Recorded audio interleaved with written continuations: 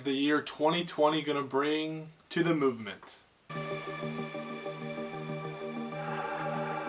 Ever since it was Christmas Day and Zack was just dropping bomb after bomb after bomb, it was an awesome Christmas for the Snyder Cut movement. Everything was great. It's been kind of low-key for a couple of days, but we know that something's coming because of the new year. We can feel it. We know that Zack is saving up.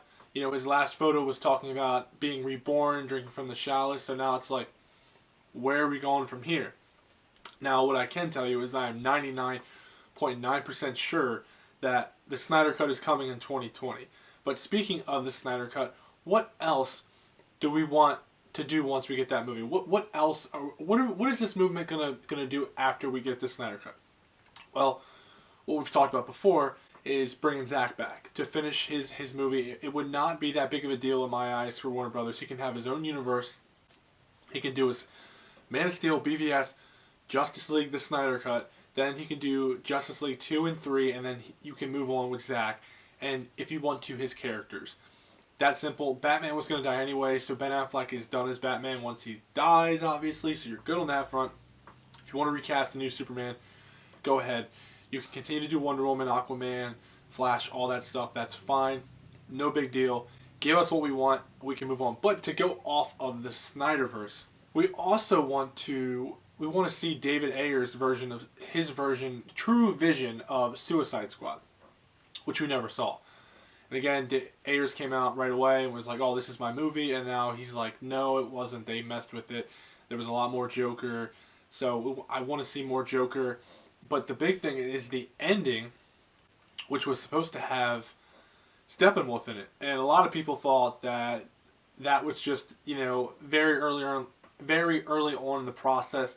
He wasn't going to be in the movie. That's just a thought they had.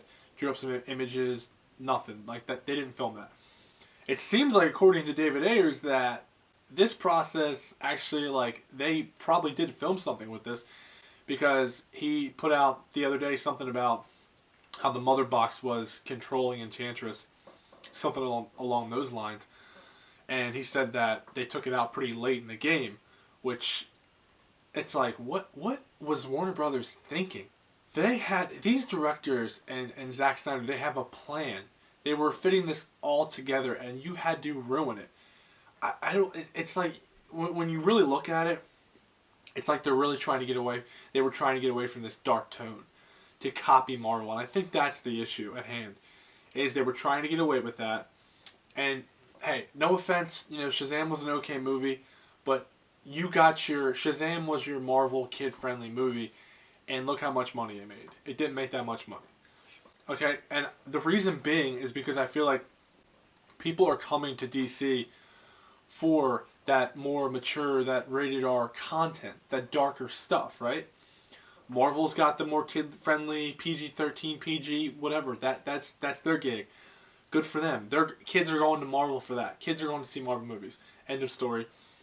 This is for the adults, the more mature, and you can bring your kids along too, because it's not that crazy. It's not, you know, blood, guts, and F-bomb this, F-bomb that. You know, they're some of the movies. That's why they were coming.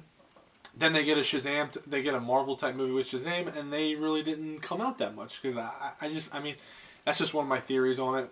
But yeah, anyway, we want to see David Ayer's true vision of Suicide Squad, and I feel like when the Snyder Cut gets released, and it wouldn't surprise me if this was like a package deal, honestly.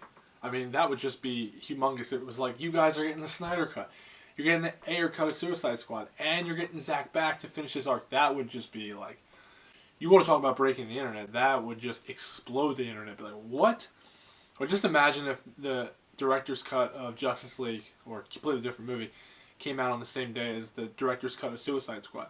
That would be one hell of a day. One hell of a viewing experience, I can tell you that much. It would be fantastic. The internet would explode.